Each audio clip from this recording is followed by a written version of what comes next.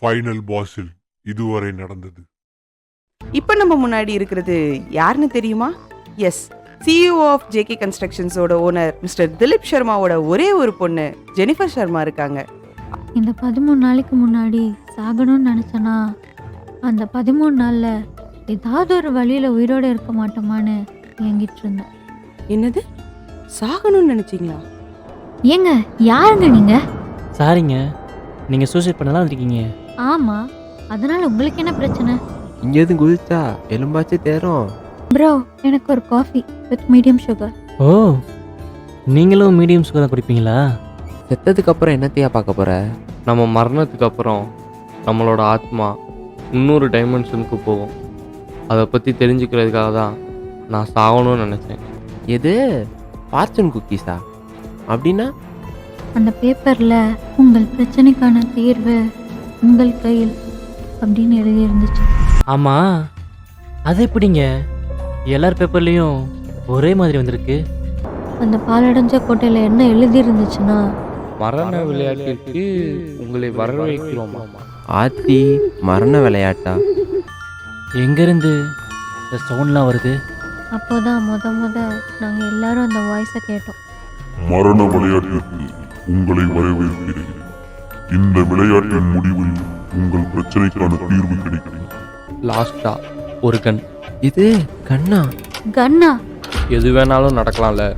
பொரோட்டா கேட்டது தப்பா? அப்போது டைமர் முடிகிறதுக்குள்ளே நம்ம டாஸ்க்கை முடிக்கணும். முடிக்கலன்னா கொண்டுருவாங்களா? எஸ். இது ரொம்ப சீரியஸாக போயிட்டுருக்கு. கார்ட் கேமில் ஆஸ்கார்டு தான் ஃபஸ்ட்டு இருக்கும், ஆனால் டைரெக்டாக எப்படி 2ஆம் நம்பர் கடை கொடுத்தாங்க? அதானே, எப்படி டைரக்டா 2 கார்டு வந்திருக்கும்? ஒரு நிமிஷம், எல்லாரும் உங்களுக்கு கிடைச்ச பேப்பர் எடுங்க. நீங்களாம் வரலனாலும் பரவாயில்ல, நாங்கள் போகிறோம். இப்படிலாம் எங்களால் சாக முடியாது. தயவு செஞ்சு வாங்க சிவா, நான் இன்னொருத்தவங்களை என் லைஃப்ல இழக்க விரும்பல. என்னது, இப்போ நீங்கள் என்ன சொன்னீங்க? ஐயோ, இந்த ரூம்ல என்ன வெள்ளங்க இருக்குன்னு தெரியலையே. இங்கே பாருங்க, எல்லாரும் நல்லா கேட்டுக்கோங்க. நம்ம எல்லாம் இங்கேருந்து தப்பிக்கணும்னா இங்கே இருக்கிற எல்லா டாஸ்க்கையும் நம்ம கம்ப்ளீட் பண்ணாதான் முடியும். நம்ம யாராவது ஒரு ஆள் தப்பு பண்ணாலும் இங்கே இருக்க எல்லாத்தையும் அது பாதிக்கும். திரும்பவும் அந்த வினோதமான வாய்ஸ் எங்களுக்கு கேட்டுச்சு.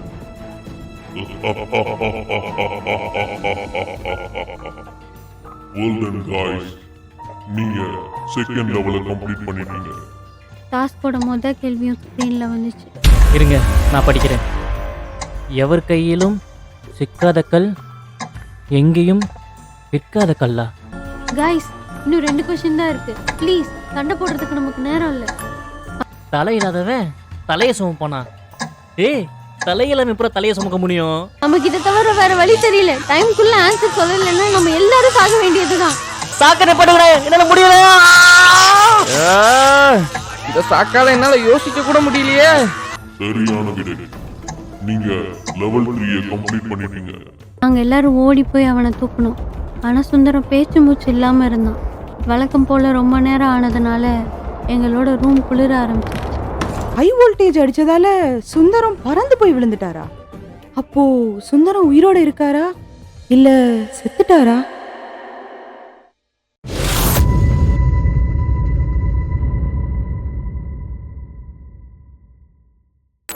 ஜெனி, சொல்லுங்க, சுந்தரத்துக்கு அப்படி என்னாச்சு?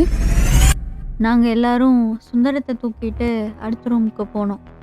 அப்போது ஜாக் 3rd கார்டு எடுத்துகிட்டு எங்கள் பின்னாடி வந்தார். அந்த ரூமுக்கு போனால் அந்த ரூம் ரொம்ப சின்னதாக இருந்துச்சு. டேய் சுந்தரம், கண்ணை திறந்து பாருடா. டேய் சுந்தரம், என்னடாச்சு உனக்கு? டேய் எந்திரா. டேய் ஜெனி, உன்னை அந்த பக்கம் படுக்க வைக்கலாம்.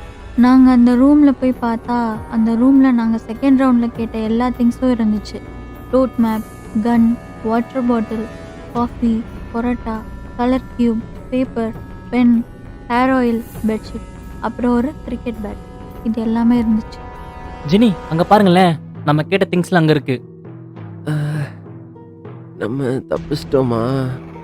சுந்தரம் லைட்டாக பேச ஆரம்பிக்க அவனை அந்த பெட்ஷீட்டில் விரித்து அவனை படுக்க வச்சு, சுந்தரம் நீ ரெஸ்ட் எடுக்கணும், இப்போ பெயிண்ட் பண்ணிக்காத.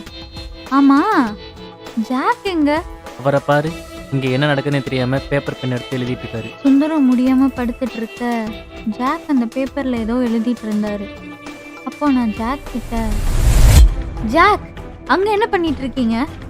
இங்க வந்து சுந்தரத்தை பார்க்கலாம்ல.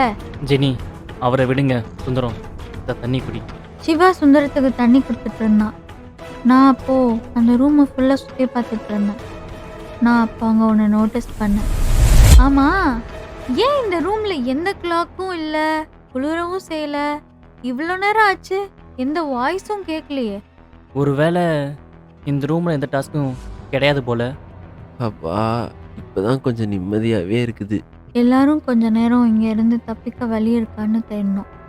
ஆனா ஒரு வழி கூட கிடைக்கல. இருக்கிற ஒரு பெட்ஷீட்ல சுந்தரமை படுக்க சொல்லிட்டு இருக்கிற சாப்பாட்டை நாங்க ஷேர் பண்ணிட்டோம். ஜெனி ஒரு சாப்பாடு ஒரு வாட்டர் பாட் தான் நம்ம 4 பேருக்கும். இதை வச்சு தான் இன்னைக்கு ஃபுல்லாக நம்ம அட்ஜஸ்ட் பண்ணணும்.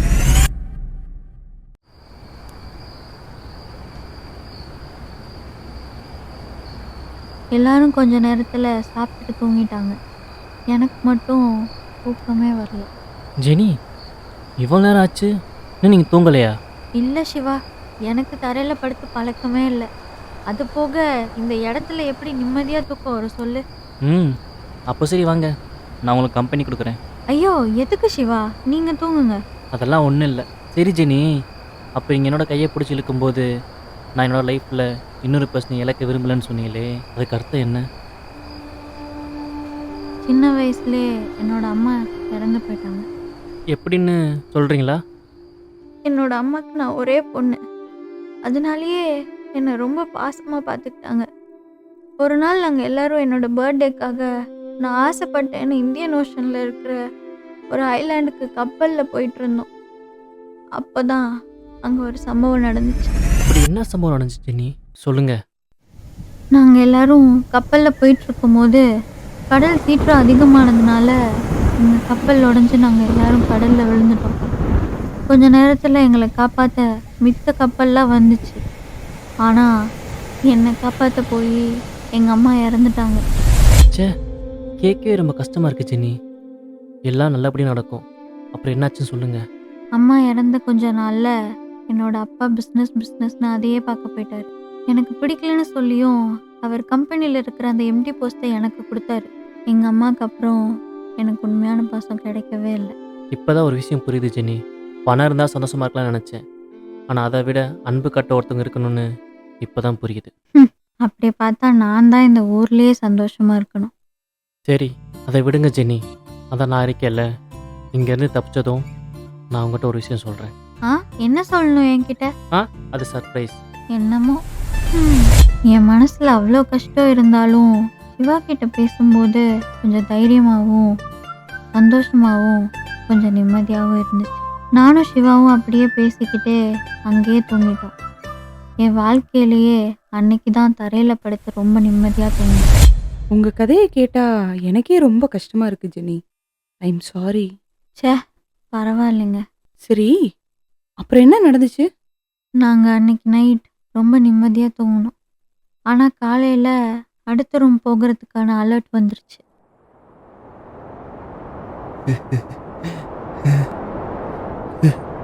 சுந்தரம் எந்திரி, அடுத்த ரூம்க்கான டோர் திறந்துருச்சு, வாங்க எல்லாரும் போகலாம். ஆமாம் வாங்க போகலாம். ஜாக், ஜெனி எல்லாரும் எந்திரிங்க. என்னது, அதுக்குள்ள அடுத்த லெவலா? அங்க என்னாச்சு? சுந்தரமும் கொஞ்சம் நார்மல் ஆயிட்டான். நாங்களும் எங்களுக்கான அடுத்த ரவுண்ட் எதிர்கொள்ள தைரியமாக லெவல் 4க்கான டோரை திறந்தோம். ஆனால் நாங்கள் அங்கே எதிர்பார்க்காத விஷயம் எங்களுக்காக காத்துட்டு இருந்துச்சு.